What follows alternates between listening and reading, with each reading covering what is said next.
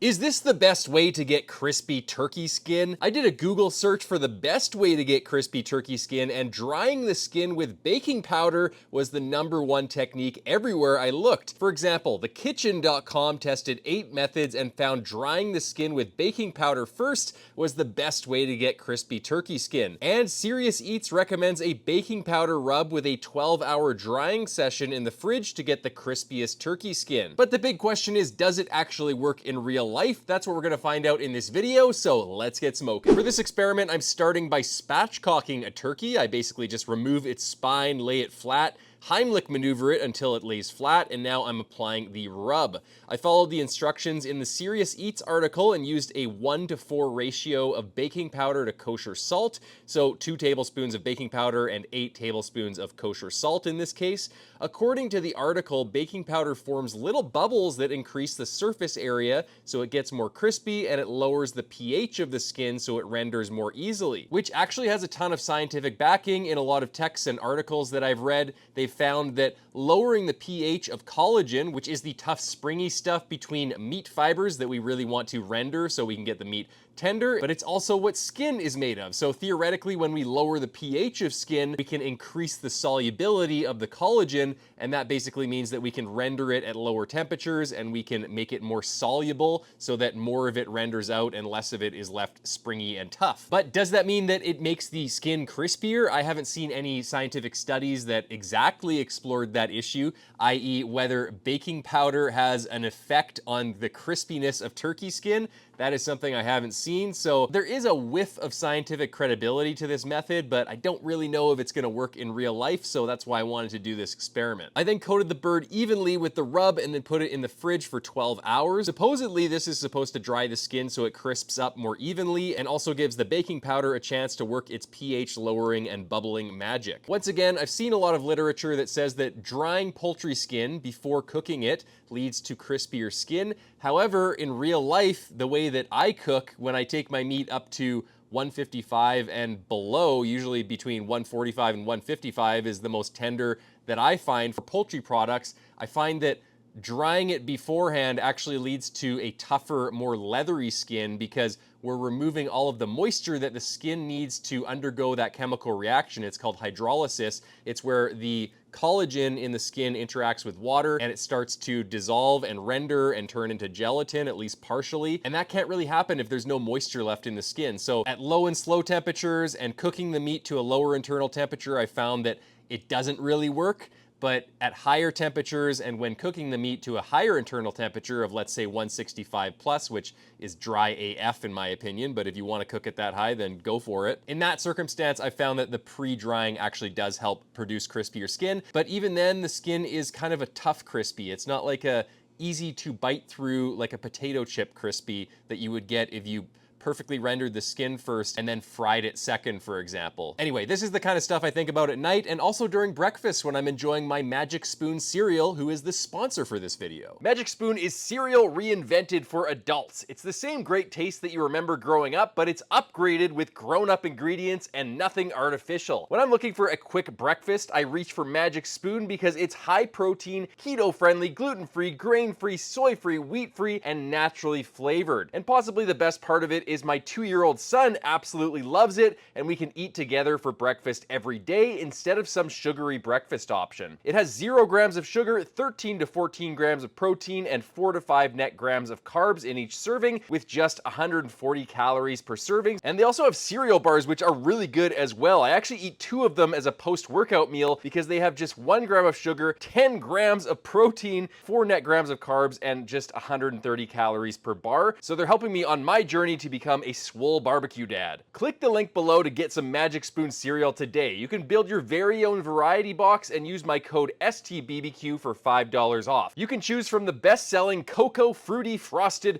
peanut butter and maple waffle flavors, plus other awesome flavors including honey nut, blueberry muffin, birthday cake, and cinnamon roll. You can also add the cookies and cream and cocoa peanut butter cereal bars to your variety box. And Magic Spoon is so confident in their product, it's backed with a 100% happiness guarantee. So if you don't like it for any reason, they'll refund your money, no questions asked. So click the link below or scan the QR code on the screen and use code STBBQ for $5 off, or go to magicspoon.com STBBQ to save $5 off your order today. Also, for my Canadian and British fans, Magic Spoon also ships to Canada and the UK.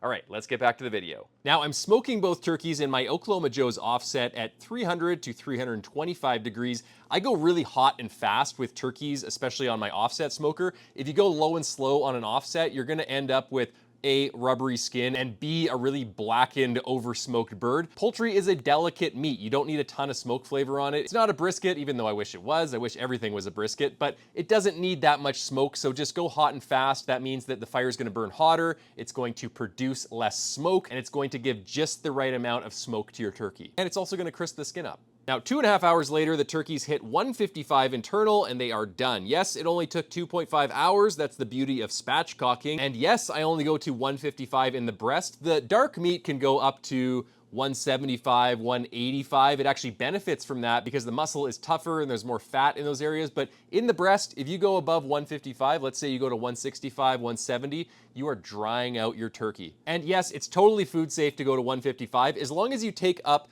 all areas of the turkey to at least 155, and they all stay there for at least a minute, which is almost impossible not to do because of carryover cooking. And in most cases, it's already gonna be food safe by the time you get to 155 because it's been in that zone of 131 degrees Fahrenheit to 155 degrees for probably the last hour, which is enough to kill any bacteria that's in your turkey. But anyway, just to be safe, once it hits 155, if it's there for like a minute, then it's food safe and it's going to rest on the counter for another 30 minutes and do some carryover cooking anyway. It's probably gonna get up to 157.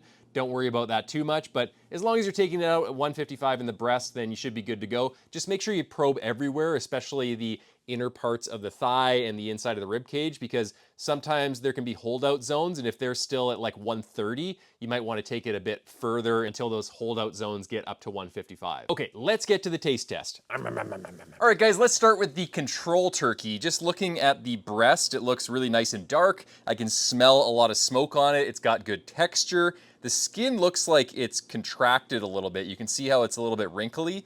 And in the past, when I've seen that wrinkly skin on turkey, that tells me that it might be a little bit rubbery or leathery, but we'll have to see when I cut into this. So let's cut into one of the thighs right now. We'll just carve one of the thighs off.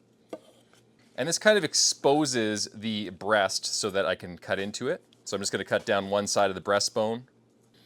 And then I'll pull it back really carefully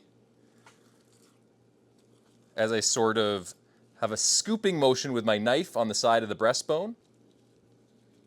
And I'll give you guys a look. Really juicy, super delicious looking. Wow, that looks really juicy. So let's cut into the breast here, and we'll see how crispy, or not crispy, the skin is. Let's take a look at the skin here. So the skin is looking pretty good. If I pull it apart, it pulls apart pretty easily. See how it tastes.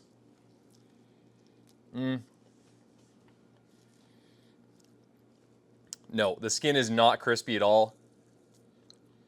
It's hard to bite through. I think most people would just take the skin right off this slice and they would eat this breast meat. So that's the typical experience I have, and this turkey is a great example. I get really perfectly tender meat, which is really what most people care about. But unfortunately, if I'm going for super tender, juicy meat at 155 Fahrenheit, it's very difficult to get crispy skin, and often the skin turns out a little bit rubbery or even leathery and hard to pull apart, and most people just take the skin right off of their slices of turkey at the dinner table. So let's see if the baking powder turkey fared any better. Again, that's a very juicy looking turkey breast. I'm happy with the appearance of that. Take a look at that. That is super juicy. That's the way I like my turkey breast.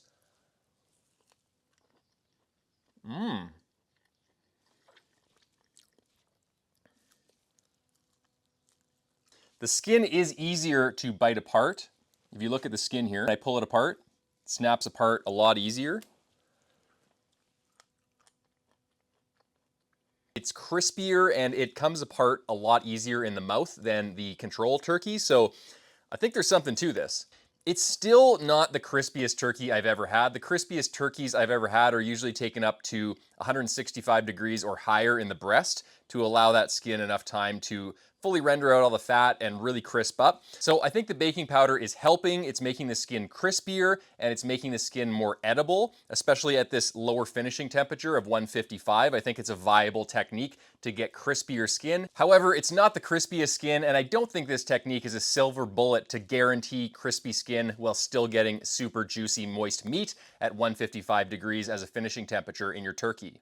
You know what, guys? I was gonna call this video right here and just say, yes, the baking powder helps, but it doesn't make the skin super crispy. It's just better than the normal way of doing it. But most of my ideas for next experiments to follow on with this one involve cooking the turkey perfectly up to 155 internal throughout, and then resting it down in temperature, and then finishing it in some sort of high heat environment, maybe a smoker, maybe I'll use a grill, maybe I'll fry it on a pan on the stove, or maybe I'll use my blowtorch. And I just realized I haven't used this in a while, so I might as well try it out right now while I have the opportunity to. The turkey has rested down in temperature a lot right now. It's down to about 130-ish, so that's perfect. I'm gonna try to sear the outside of the skin, and if we can get really crispy skin and the turkey temperature doesn't go above 155 or back up above 155, then I think we might have a viable method here. So let's give it a shot.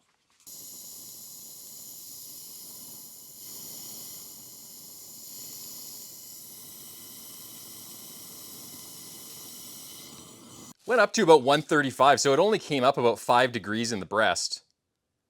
And even lower in the breast, it didn't move in temperature at all, so looking good so far.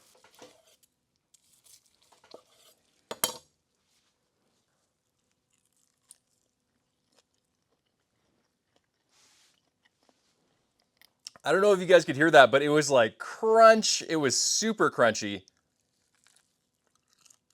Oh yeah, that's where it's at.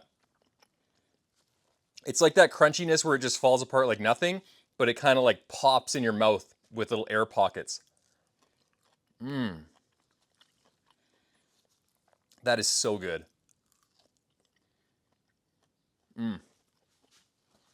Look at this skin. It is so crispy. Oh,